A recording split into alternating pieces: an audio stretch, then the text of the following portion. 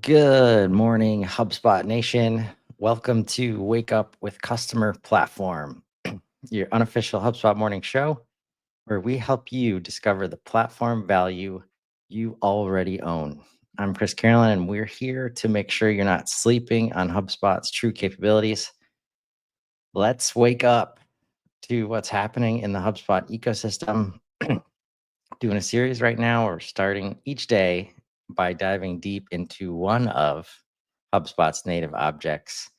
And so hard for me to follow a format because immediately a wish list item came true this week that we have appointments, courses, listings, new objects on the navigation under CRM. By the way, look at these right next to these custom objects of assets, customer orders, deliverables. Like, is that a full data model or what? I mean, come on. Anyways, so I imagine they're kind of slow rolling this out. I had to make sure to find the right portal to show it to you today. But this is the object library. These are the new object library objects, right? So we're going to hit on them collectively today because I know some of you might be seeing them, and this is where you can kind of put stuff out in the UI to kind of help people understand. I appreciate the enthusiasm from Daryl. Wahoo, indeed. So we're going to start there. And I'm going to do that by coming back to your customer platform overview page because it's still it's the power of a custom object at every level of HubSpot now. And for me, the power of the custom objects, like half of that is in the pipeline activity. And 100%, Daryl, it's making so much sense. Like some of my favorite conversations about HubSpot are when it's really knowledgeable people, smart people asking, like, I feel like it makes sense to do this, but I'm not seeing anybody else doing this. I can't find anything in the forums, but it really is like, this should work, right? And then I get to be just like, yeah, that's exactly how it should work. So just do it. It's happens all the time right now, right? Because there's just not enough people using the non-marketing and sales side of the platform, which is why we're here, right? So let's hit the first one on this list, the service object. Professional service manager of your CRM, helping organize and track service delivery while supporting both standard offerings and custom solutions.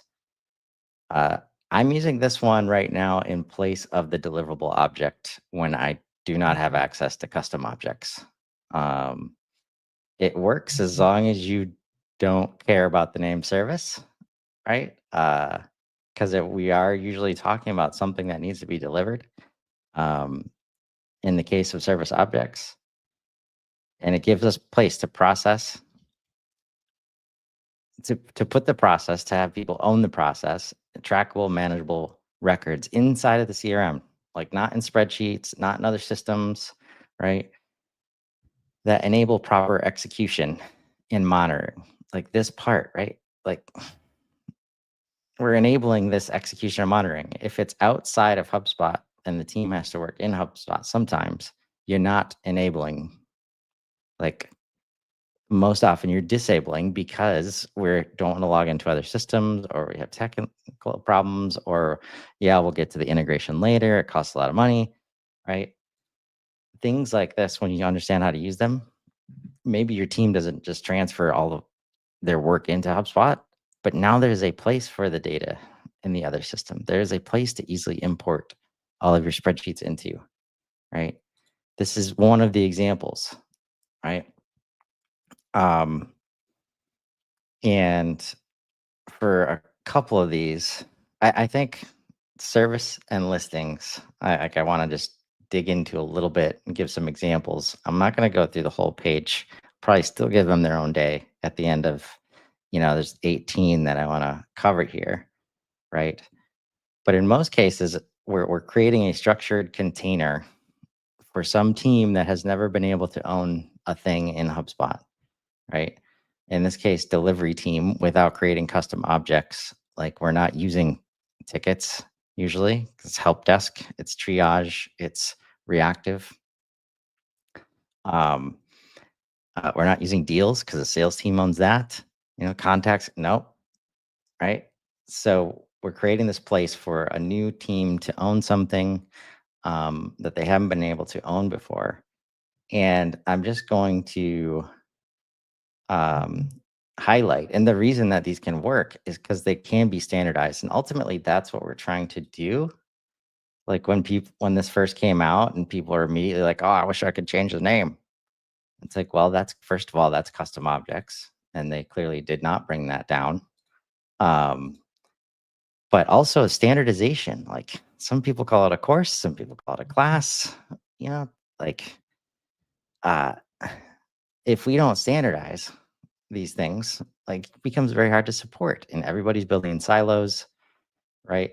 So when you start to standardize, you start to standardize how these things are built out as well. And you always have a definition stage where you create requirements. You always have a planning stage. You always have delivery, right? We always got to sign off on completion, right? Um, Usually interacting with contact records, company records, product records, deals, um, line items. Like I think like I always see product and line items as two sides of the same coin, where everybody's hoping for more association capabilities there, because we want to flip into things like services and deliverables after close one deal, right? And I just want to show, got core properties here, right? Some examples, right? Because this is where it's going to be hard. Like, since you can treat really all four of these new objects like custom objects, and if you do discount the fact that they're named appointments and courses and listings, and there's a little house icon next to listing, yet you're not going to use it for realty, and maybe not use any of the address fields that come with it. That's okay. But then it's like, okay, how do we standardize how we create boundaries between these objects?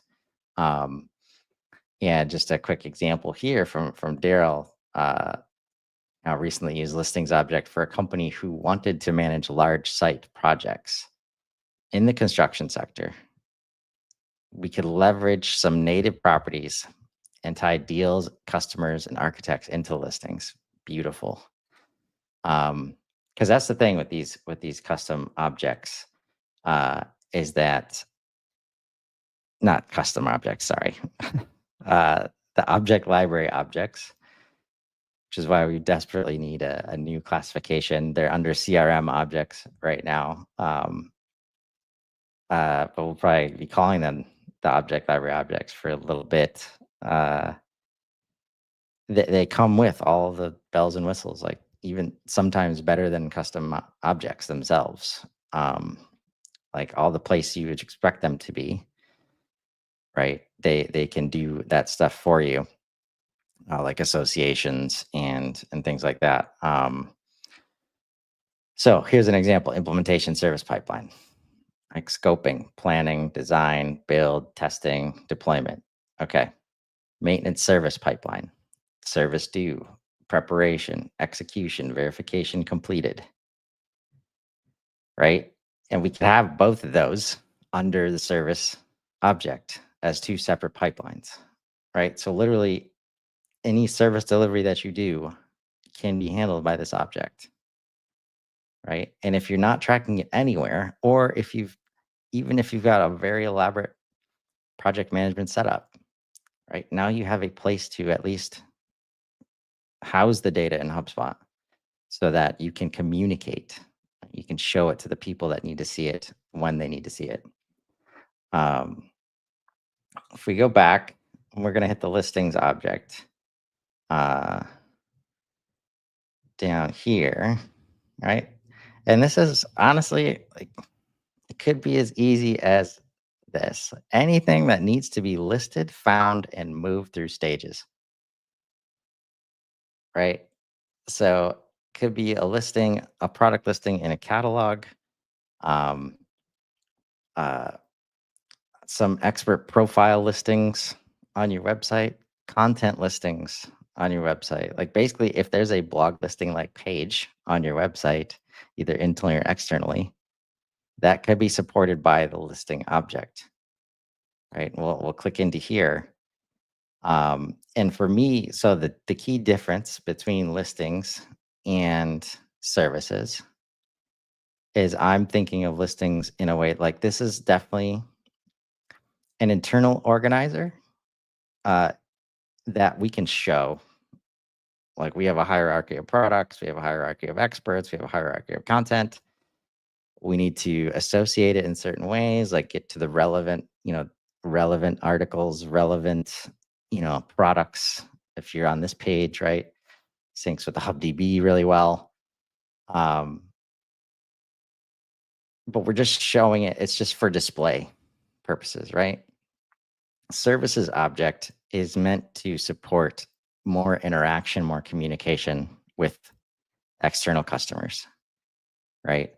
So that the stages, so generally the listing stages are more for internal purposes, let's say, right? Like drafted, reviewed, published, distributed, let's say for I'm using it right now to support shows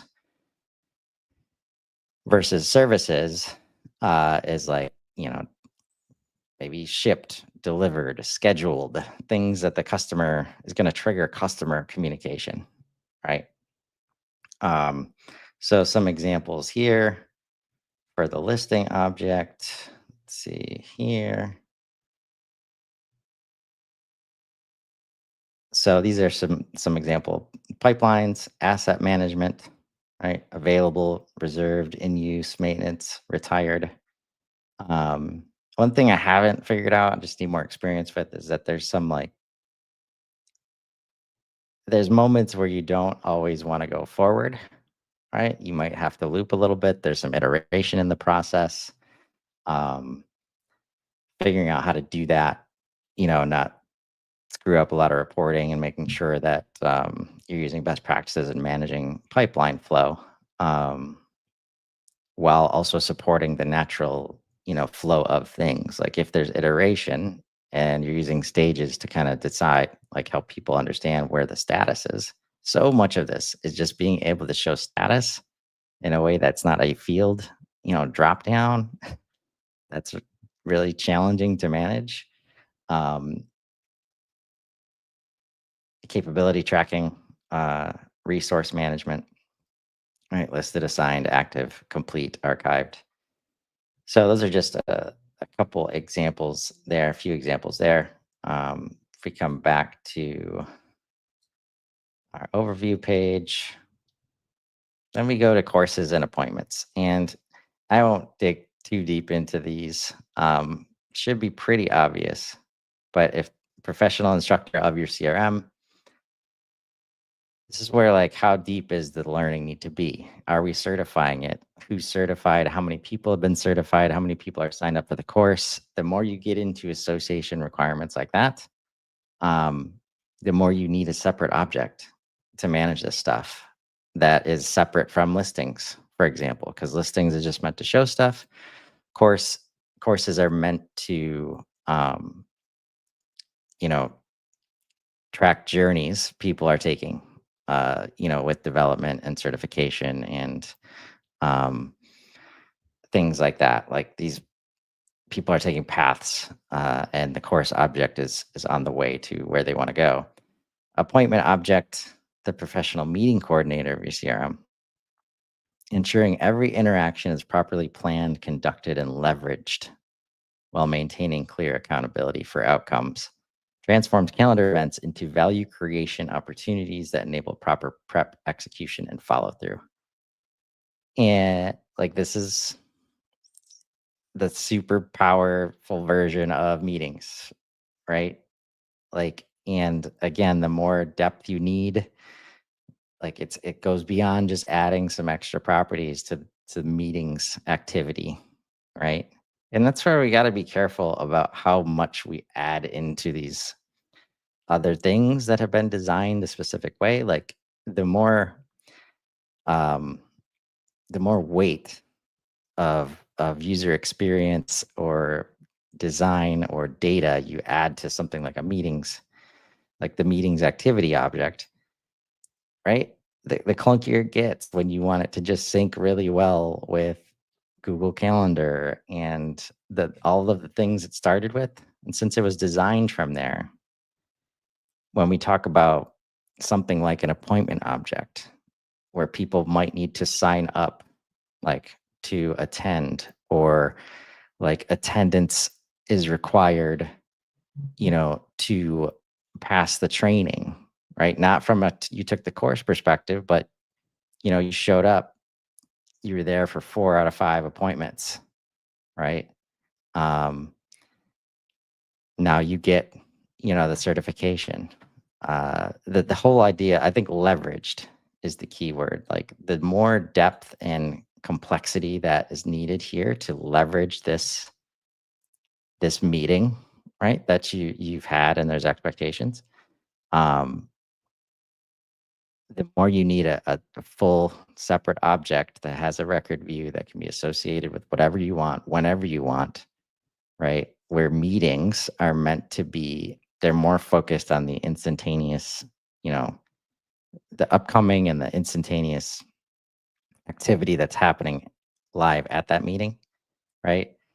Where appointments are managed, you generally separate objects are managed over time. Like you don't want to go back into a meeting activity and have to change a lot of stuff, similar to line items, right? Like once it's done, it's done. You don't want it super editable.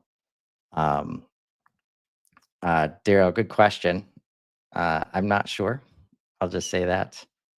Uh, I know there's APIs are available on both sides, right?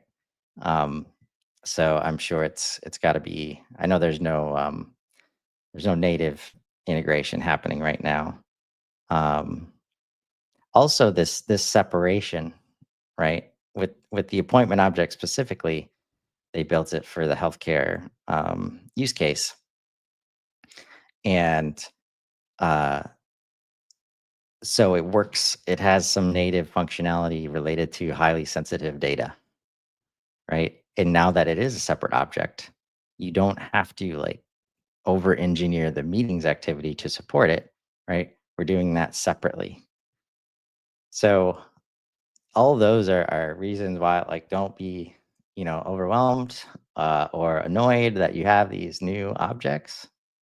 Like, the cool thing is that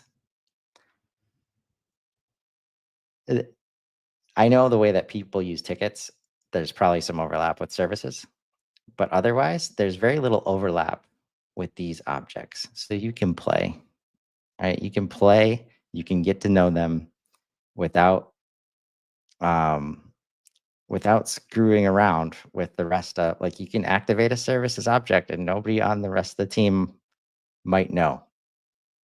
Um, so get in here and start trying it, because once you do, now it's all of a sudden it's this post it for me, it's this post sales world that has not been addressed well through these objects. Now you have double the objects if you want them. Uh, As always, figure out your data model first and map your process, because we don't want to just make new objects because we have new objects, right? Make sure you're going to do something and you're not just asking your team to fill out a whole nother object record just because they can. Um, uh,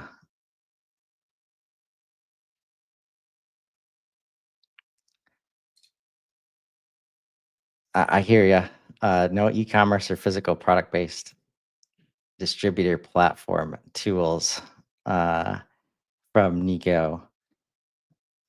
Well, that's where like carts and orders come in, and they're not in the nav yet, but um, uh, they are in the settings, and you can start to manage orders and carts closer to the rest of the objects. Um, and they're very close to like achieving full parity, I'll say. But I expect a lot to come from the revenue um, implementation, the revenue experience implementation. I'm trying to refer to it as like with cash flow coming online this year. So really excited about that. Um, Stop it. Stop it. No, no. Line items, not in the way that everybody wants. Like, I just disagree. It should not be its own object with its own record view. Um, and here's a perfect example of why. And why I've described in the past, you have products, line items, and deliverables, right? Deliverables are meant for post sales, which is the post sales management is why everybody wants line items to change, right? To be different because it's so hard to do things after the fact, to import, export, change data, right? Don't change data when the contract requires a very specific thing the way that the line item was built. Like line items for me serve a very specific purpose of they need to be as flexible as possible during the sales process, right? To the point where maybe we're using the product library, maybe we're just making stuff up on the fly, like completely just out of nowhere, right? And uh, most teams want that flexibility, and they have it, right? But then as soon as deal closes, right, we're committed to that thing. So if any changes were to happen, right, if it was super easy to make changes, including manipulating in workflows, my friend, like I get it.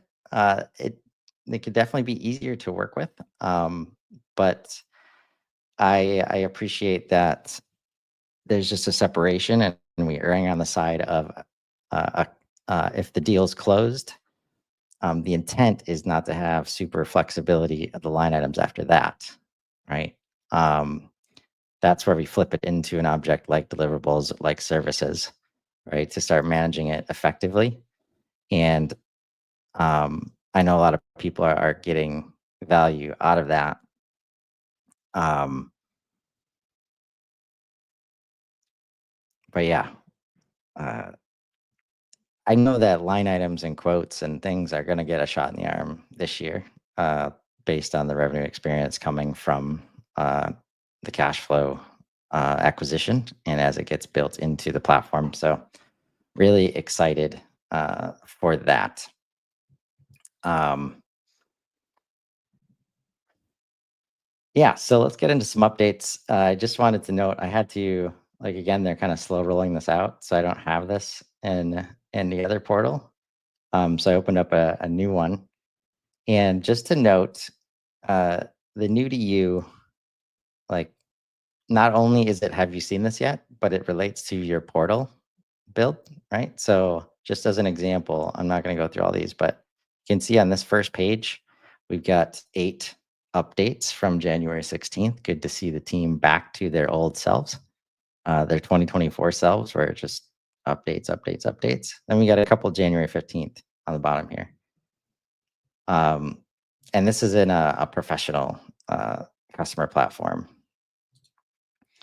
Now we have the Let's Build Media demo, which is fully unlocked, and we've got a full page, right? So uh, in another portal, as an example, like if you don't have access to workflows, you will not see workflow updates. So just something to keep in mind. As you if you're counting on this list, to always be aware of how you could be using HubSpot better and it relates to something you may not have right? Just understand that there's some nuance there. Somebody shares an update with you and you don't see it, right? That could be why. Um, Daryl, I love it. How to create service objects to match line items without Ops Hub Pro. Is this possible or does it require custom code to handle automatically? I think this is exactly what Nico is talking about. I don't know of a way to do it without custom code, because that's the only way you can access line items the way you need to. At least if you need to go beyond first or last, right? There's just not a lot like of native functionality with line items as it compares with the rest of the platform. So I feel it. I feel the pain out there, but that's where I think it's for good reasons at the end of the day. And we should be careful what we wish for in terms of straying too far away from the original intended use case of the thing. But yeah, on that note, if you do have access to custom coded workflows and you want an easy set of code to act like, I'm happy to share that with you. So let's connect soon on that, Daryl. Okay, so in the Let's Build Media portal, new to me, I'm excited about this first one, as you can imagine. Import a podcast show. Import existing podcast shows into HubSpot's podcast app. Why does it matter? Existing podcasters who want to use HubSpot's podcast hosting and management tool previously needed to manually recreate and re-upload their episodes in HubSpot. Now you can simply provide your RSS feed and we will migrate your show to HubSpot's podcast app, making it easier to manage existing shows all in one place. This feels like a huge oh my. It's definitely why I have not used it yet. Because there's lots of stuff that could roll into here. How does it work? I'm pretty sure I just want to just share the sound. So let me see if I can just stop this real quick and reshare to make sure I'm sharing the sound, because I want to check out this video demo. I'm sure this person can say it much better than me. So we're sharing screen, doing entire screen, and sharing system audio. But it won't let me share. Oh, there we go. Okay, so share. All right. Be careful. Thanks for this pro tip. StreamYard, be careful sharing screen audio if you have a guest. They will hear themselves. Got it. No guests today, so we're good. But thank you for the guardrails. So let's click on this video demo.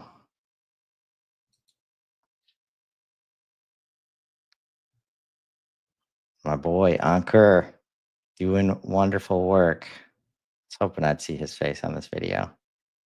Let's hit the button and wait.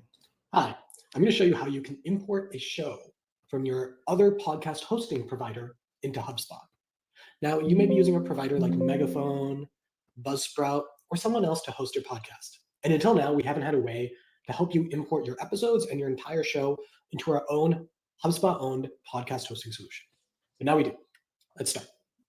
So the first thing I want to do is go into the content import tool. So I'm just going to type in import, and you'll see import blog show up. Now, I realize it says import blog, but you can actually use this tool to import a variety of content from blogs, knowledge-based articles, web content, and more. We're going to import a podcast. All right. So now I'm going to paste my URL. Now, this is an RSS feed for another podcast by HubSpot. We'll check to make sure that the URL is valid. And before you import the feed, you want to make sure that the RSS feed is unlocked, you don't have dynamic ads, and you're not capped on how many episodes are on the feed.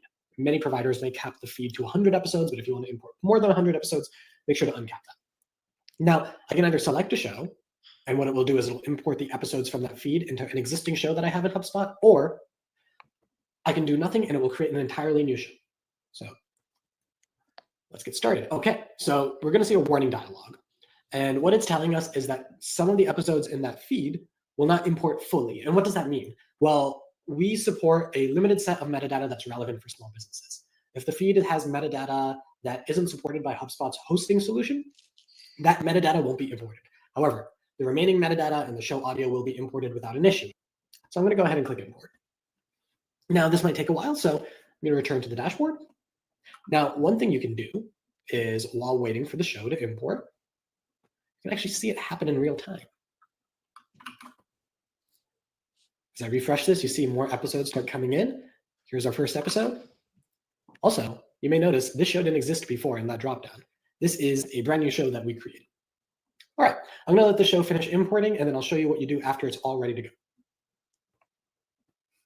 All right, it looks like the show import is complete. If I click View Podcast Show, looks like all of the episodes have successfully loaded.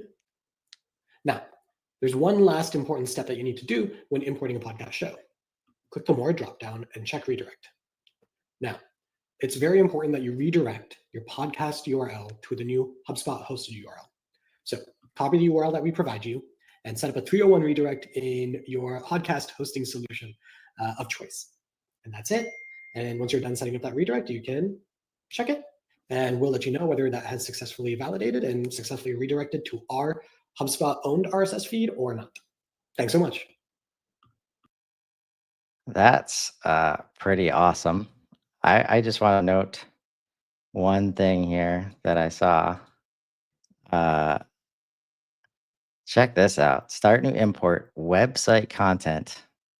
Now I'm going to check out what this icon, this info means. But like people that want to migrate, it's been a challenge. It's not always as easy as HubSpot, easy as people want it. When it comes to migrating websites, and my argument has always been like, well, if you're not using the HubSpot tool set, you kind of want to recreate everything anyways.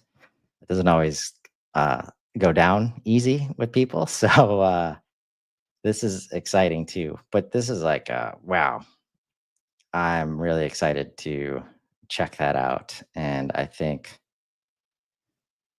it's time. It's time to start using that tool. Really excited for that. Great work, Ankur and the Content Hub team. Who gets it? Professional customer platform, enterprise customer platform, Content Pro, Content Enterprise. Join that beta.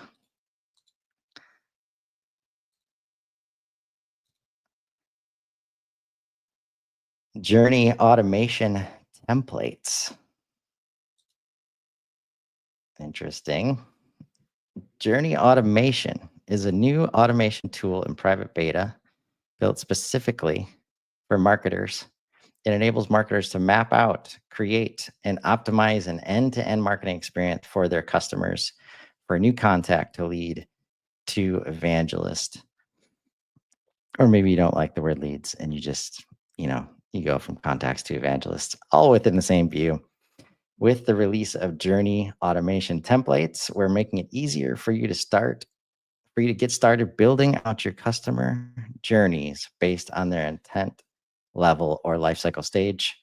With the option of 2 templates, this is where we get scary. You can build out a journey based off the lifecycle stage property, nurturing your customers from subscriber to MQL. Gotta have a template for that, of course. I don't like MQLs. Anyways, or the new journey stage property. There we go. Lean in on this one, folks. Make the journey your own. Make the journey your customers, actually. It's their journey, and they're not calling themselves MQLs. I can tell you that much. Engaging with customers based on intent level from new contact and turning them into qualified leads. I just can't avoid that word.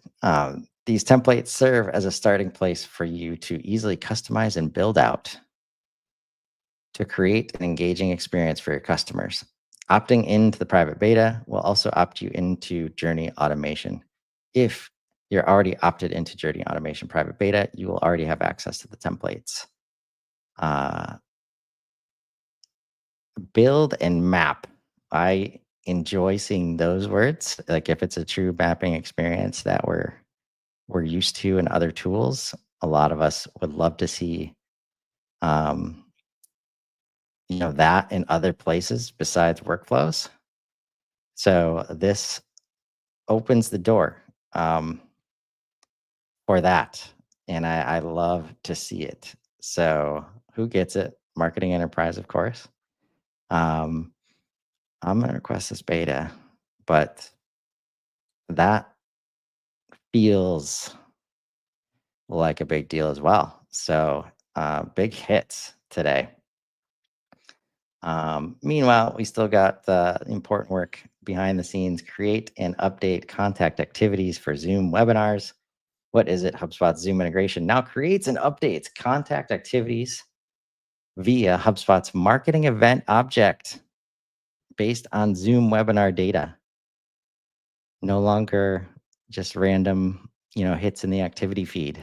That's really cool. When customers register, attend, or cancel registration for a Zoom webinar, the integration will add the activity into the contact record timelines in HubSpot, but via the marketing event object, right? Yeah. Very cool. It's been interesting. The capabilities of Zoom over the years and how integrated it's been, but also how short it comes sometimes. So good to see activity there. This update is available to anyone using HubSpot's Zoom integration, which is available to all HubSpot customers. We are all over the map today talking about mobile app availability, PassKeys. What is it? PassKeys are now available on HubSpot's iOS and Android mobile apps, expanding on their web release Q4 2024 to give you a simpler, more secure way to log in across all your devices. PassKeys are a new login method that is a secure alternative to the password. We now have full cross-platform capability with our web and mobile apps for login. How does it work? Users who have created a passkey for HubSpot on the web can now use their passkeys to log into their iOS and Android mobile apps. On mobile login, click Login with a passkey button to complete your login. Who gets it? All hubs and tiers. Let's remove the need to remember passwords, which makes them memorable for the people that we don't want to have them as well. Product update, app settings powered by UI extensions in development. So forward-looking statement in the front here. No promises being made, but just a heads up. Love the transparency of the roadmap. What is it? Use UI extensions tech stack to build powerful custom UI experiences for your app's settings page. This allows developers building public or private apps to build interactive settings for their app's users. Developers will be able to build these experiences using the same tools that they use to build app cards. And this enables them to build contextual settings pages based on users' role, permissions, teams, and much more. Oh, that's cool. I don't know if you've ever been over here and you click on one app and it's like, oh, you can see the help docs. And then you click on something like Shopify or QuickBooks or Salesforce, and it's like this crazy build out of you can map everything, and right. So hopefully this will make it easier for everybody to achieve that experience, but also this permissioning of not putting it all at the feet of the super admin when not necessary, but also when not feasible, when you need people like sales managers and other leaders in the business being able to manage and maintain how some really like crucial integrations work, like when the system gets shut down in another part of the business that the HubSpot super admin might not be responsible for, right? Can we give other people access that are not super admins of HubSpot the ability um, to make changes? That's just one use case that comes to the top of my head. So cool to see that making things easier, but that is in development, not currently available. But if it's in development, I'm sure you're an app builder, an app provider. I'm sure the team would love to hear from you to help make sure they develop the best experience possible. Next update, see score history directly in index pages. Man, they've been doing so much on the index pages. I love it. What is it? If you have a new scoring property, such as health score, you can now quickly view a record's score history within the index pages. It includes lead score too. I just want to, can I just get away with that? Can I just skip that word whenever I see it? Of course, it applies to lead score as well. Why does it matter? Understanding the makeup of a score helps you prioritize your leads quickly.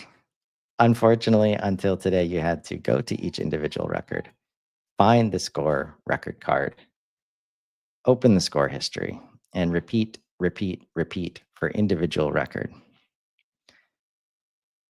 How does it work? Now, with one simple click inside the index page, you can open the score history of a record. That is cool. The same applies inside your customer success portfolio tab. Wow, this is exciting. This feature is not yet available for score threshold properties. Who gets it? Marketing Pro, Marketing Enterprise, Marketing Plus Pro, Marketing Plus Enterprise, and Service Enterprise. So only Service Enterprise. Okay. Interesting. So I guess that's where health score is contained, or all the customizability and visibility. Okay. Okay. Well, I'm joining that beta because that sounds amazing. Visibility, folks. There's ways to, man, we talk about how people are using the system. Like if you can find use cases like that, like maybe you've been super focused on other workspaces in HubSpot, including the workspaces themselves, but it's not ingrained in the person's process. They're ingrained to use index pages. They're getting better and better over there. We talked about an autosave functionality a couple days ago. If that's where they work, can you give them the experience they need where they're already working? Next update feels like a huge deal just looking at it. Import, find, and replace. What is it? We've evolved our invalid enumeration option remapping tools to now support more generic find and replace functionality. This supports the original enumeration option remapping functionality and enables users to take any value in their spreadsheet and replace it with a different value. Why does it matter? Find and replace evolves this feature to handle any data point in your import. This will make most import errors resolvable directly within the import tool without a user having to quit import and edit their file offline. Wow. Here are just a few examples you can accomplish with find and replace. If you see an invalid email error in preview validation because you accidentally left an @ symbol out of one of your email addresses, find and replace will now allow you to add this in and directly resolve this error within the import flow. You can find and replace to change today and tomorrow in a date property to valid dates like 11/19/2024 and 11/20/2024. If you notice a spelling mistake in one of your contacts' names, Find and Replace will let you resolve this, saving you a potentially embarrassing personalization token mistake when you go to send an email to them. If you realize mid-import you're missing some information, you can now bulk remap empty cell values in your file to a different value of your choosing. This is wow. These are just a few of the many ways you can use Find and Replace to ensure you're bringing clean and actionable data into the CRM. I feel like this is the episode I've said wow the most. But this is a huge deal. Like, if anybody's done this, like often, like, oh man, it would be so great if I added this value to the sheet. I forgot to do it, like pipeline or pipeline stage or owner. So let me back out. Let me go change the spreadsheet, update the spreadsheet, and bring it back in. Let's start the process over. Being able to do that, fix that, add values.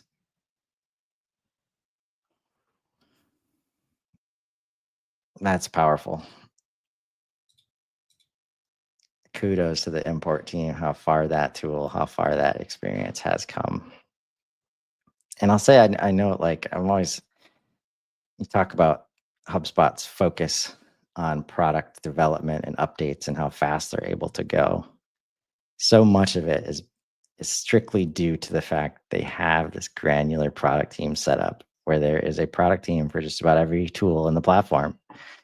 And that's why you see the movement. It's a beautiful thing. Next update, test a record in new scoring apps. What is it? If you have a new scoring property, such as health score or lead score, you can now quickly view a record score details as you build your score.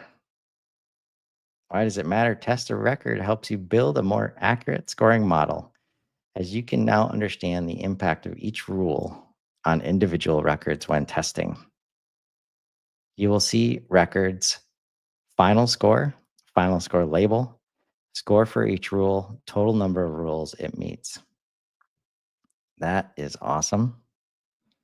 And first thing that came to my mind, like, if you want AI to be able to work with something like scoring, so much focus right now, I think, and I've heard in a number of places, is making sure the HubSpot infrastructure is ready for AI to fully work well for HubSpot customers, right? And if you don't figure out your scores, if you don't figure out your data infrastructure, if you don't have the right content in your system, AI will not be able to do the job that you want it to do. So as you build stuff out like this, understand that, like, you're not just building it for your team, you're probably building it for AI on some level, so the AI can understand what scores matter. Next update, permissions to edit and view specific lists. What is it? You can now assign edit access to specific users and teams for any list. Why does it matter? Allowing list-specific permissions enhances security, streamlines management, and simplifies end-to-end segmentation, ensuring users access only relevant data and boosting efficiency. Brilliant. I know there's a lot of people waiting for that kind of granularity. It is now in public beta, and we will join. Get to enterprise customer platform, Marketing Hub Enterprise, all of the enterprises.